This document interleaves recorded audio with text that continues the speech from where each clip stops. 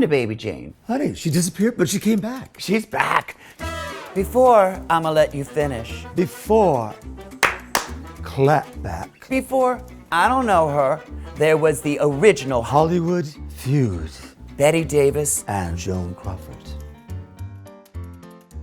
I have some amazing memories of Bette Davis. She's over the top and campy, but a real actress. Joan Crawford came from a poor family in Texas, and so she had a southern accent, but she wanted to come out and just be glamorous, a woman on top, a woman who knew she wanted to be a star, and nothing was going to stop her ever, never.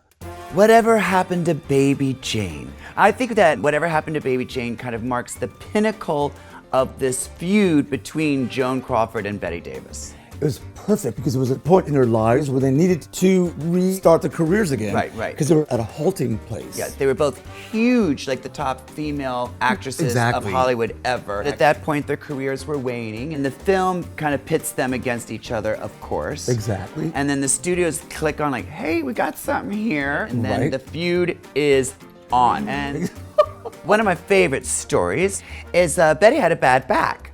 And on the scene where Bette had to drag Joan out of bed, Joan stuffed herself in her robe with rocks and to make herself heavier, thus causing harm to poor Bette.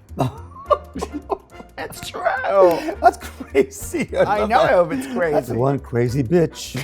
And Joan sending the crew gifts and sending a bouquet of flowers to Bette for friendship and to make her feel welcomed.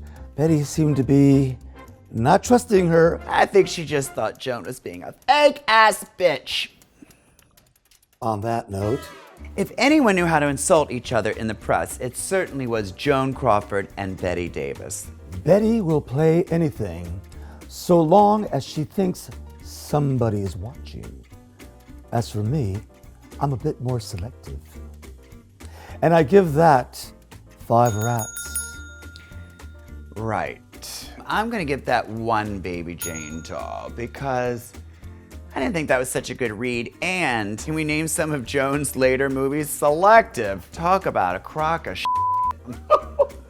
What in the hell did she ever contribute to fashion except those goddamn shoulder pads and those tacky me shoes?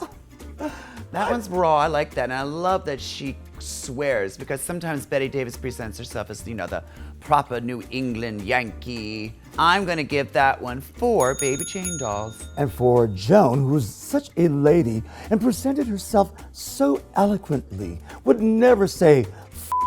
So I'm gonna give her 1 rat and a half a tail because it's all fake. Honey, they knew how to read a biatch. Right? Give you real shade. Original reading queens. It really was kind of their lives. They are the great grandparents of reality TV. Hell yeah.